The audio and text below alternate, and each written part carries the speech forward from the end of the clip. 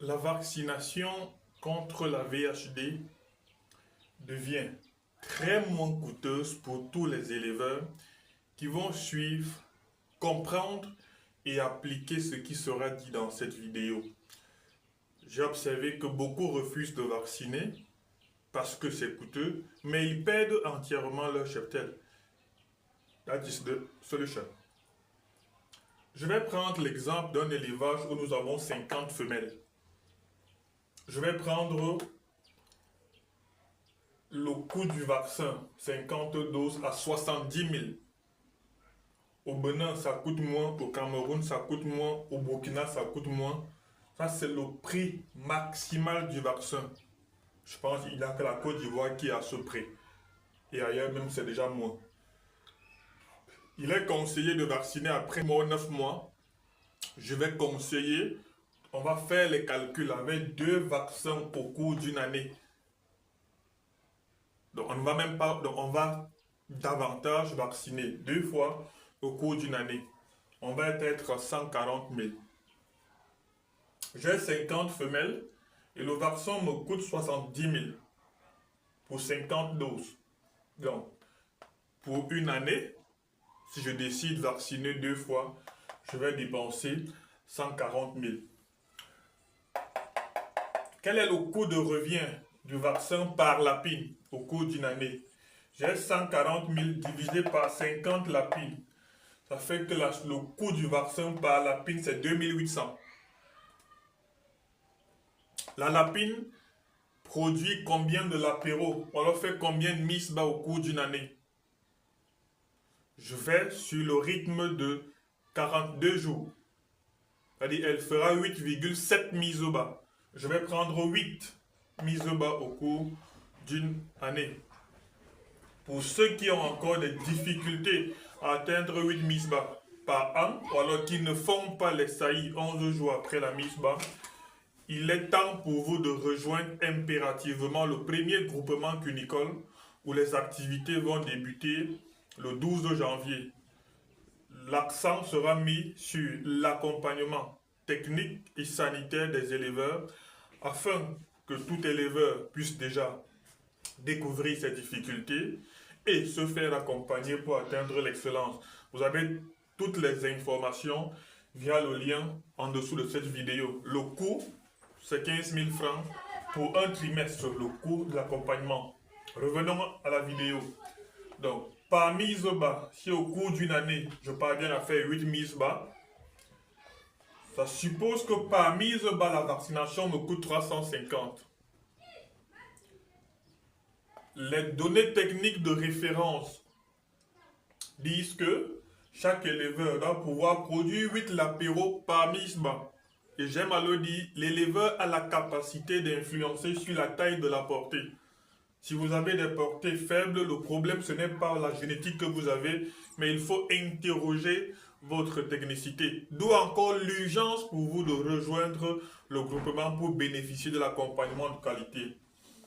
Donc 350 par misba et on va produire 8 lapéros.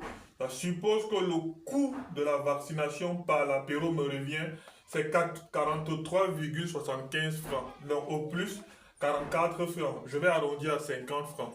Donc en vaccinant mes lapins 2 fois au cours d'une année, ayant acheté le vaccin à 70 000 francs, je produis un lapéro ayant dépensé le coût de la vaccination par l'apéro me revient à 50 francs. La reproductrice, c'est la machine. Je suis contraint de la vacciner. C'est un impératif absolu.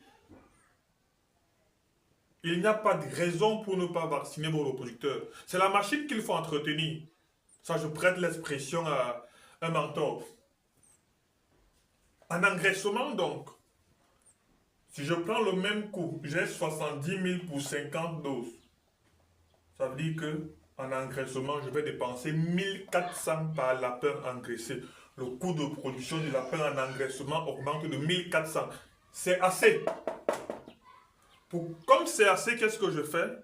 C'est parce que ce coût est élevé que d'un, j'ai vacciné ici 2 fois. Ayant vacciné ici 2 fois, l'immunité de la femelle est assez solide. Elle va donc transférer à ses lapéros ce qu'on va appeler l'immunité passive. quand vous avez donc la capacité de vendre rapidement vos animaux. Ceci, vous pouvez donc ne pas les vacciner en engraissement et ne pas dépenser ce montant. Première chose. Vous voyez que là, je viens de vacciner mes lapins, mes lapines, mais parce que j'ai doublé la dose du vaccin au cours d'une année, parce que sur certains produits s'inscrit après 9 mois, après 1 an. Là, j'ai doublé la dose du vaccin. Ça suppose que par l'allaitement, la femelle transfère l'immunité aux lapéraux qui peuvent donc résister en engraissement. Il y a donc encore la nécessité à mettre sur pied un plan de biosécurité irréprochable. Quand je parle de biosécurité, je ne parle pas de nettoyer et de désinfecter. Non. La biosécurité ici va commencer par la configuration des unités. Très important. Donc, la configuration des unités va dépendre de la taille de votre cheptel. Cette configuration donc fera en sorte que même si vous avez la maladie en engraissement, vous avez protégé la maternité. Il est donc plus facile.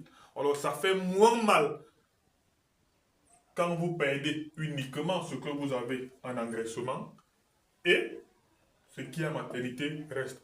À noter qu'en maternité, vous auriez toujours des femelles avec des lapéraux non vaccinés. Donc la mauvaise configuration de l'élevage peut entraîner la contamination des lapéraux qui sont ici avec la femelle. Et ça va fragiliser également les femelles. Donc l'accent sera mis dans un premier temps sur la vaccination des femelles qui constituent la machine d'après Aziz. Deuxième chose, la vaccination, on va mettre l'accent sur la configuration des unités de production afin de ne pas transmettre, afin de ne pas diffuser l'agent pathogène d'ici à là et de là à là. Donc on va éviter ce transfert d'agents pathogènes dans la configuration. Comment le faire? Ça fait partie de la formation, ça fera partie de ce qui sera expliqué dans l'accompagnement sur le plan sanitaire dans le cadre du groupement. Vous avez intérêt à y être. Il n'y a pas un seul cuniculteur sérieux qui ne doit pas être dans ce groupement. Si vous avez déjà 30 femelles minimum, ça c'est la base, vous devrez entrer, vous devez rejoindre le groupement. Uniquement 50 cuniculteurs repartis dans 5 ou 6 pays, ça nous fera du bien. Ça permet qu'on accompagne les éleveurs d'un même pays. Ensuite, donc, pour les problèmes qu'ils auront, ils peuvent se mettre ensemble pour résoudre leurs problèmes. Très important. Donc, voilà. Vous comprenez que par là, il n'y a plus de raison pour laquelle vous ne devez pas vacciner vos animaux.